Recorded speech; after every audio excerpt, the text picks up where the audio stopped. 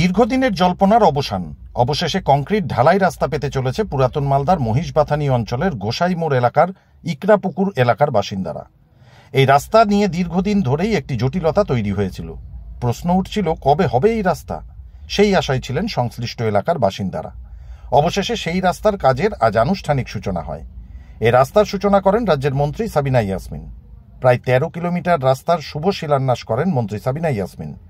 সঙ্গে ছিলেন জেলা পরিষদের সভাধিপতি লিপিকা বর্মন ঘোষ, জেলা পরিষদের সদস্য নাইক হাসদা সহ অন্যান্যরা। জানা গিয়েছে, প্রধানমন্ত্রী গ্রামীণ সড়ক যোজনার গ্রাম উন্নয়ন তহবিলের বরাদ্দকৃত অর্থ প্রায় 11,60,00,000 টাকা ব্যয়ে 8 মাইল হইতে খনিবাথান পর্যন্ত এই রাস্তার শুভ শিলান্যাস করা হয়। যেটা আমাদের কাছে খুবই একটা খুশির খবর।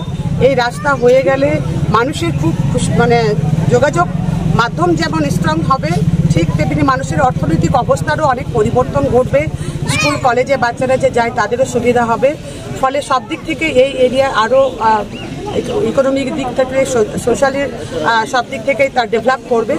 এবং আমরা একটাই কথা বলতে চাই যে বিশেষ করে মামাটি মানুষের সরকার, বাংলার মুখ্যমন্ত্রী শ্রীমতী মমতা ব্যানার্জির নেতৃত্বে সারা বাংলা জুড়ে যে উন্নয়নের ঝড় চলছে, তাতে উনি আমাদেরকে শিখিয়েছেন এরা ওরা নয়।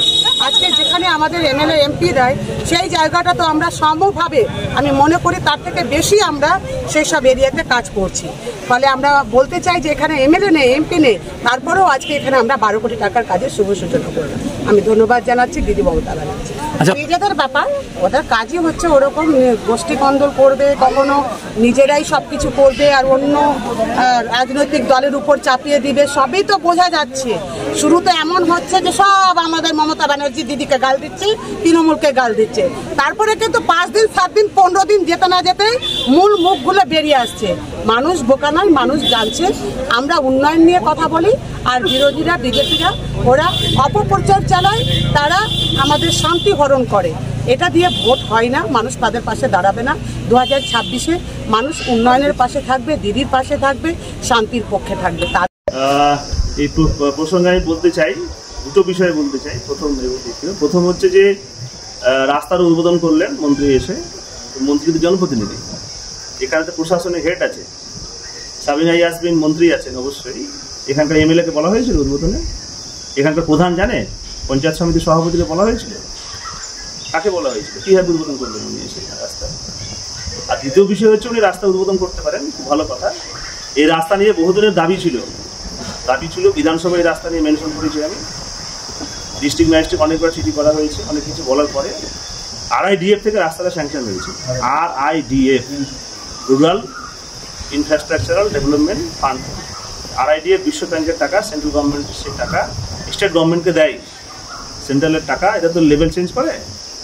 প্রধানমন্ত্রী আবাস যোজনা বাংলার আবাস যোজনা বলে চালায়, প্রধানমন্ত্রী গ্রাম সড়ক যোজনা বাংলার সড়ক যোজনা বলে চালায়।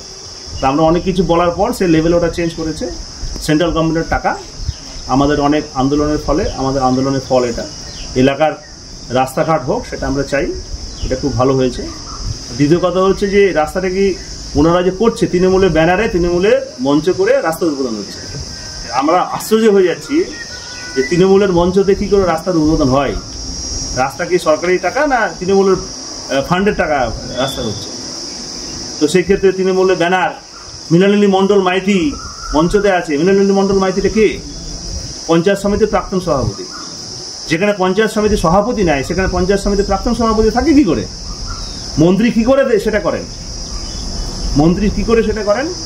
আসলে তৃণমূলের কালচারটাই এটা, মানে প্রশাসন এবং পার্টি ওরা এক করে ফেলে। রাজ্যের মুখ্যমন্ত্রী যখন। ব্যুরো রিপোর্ট, সংবাদ বাংলা টিভি।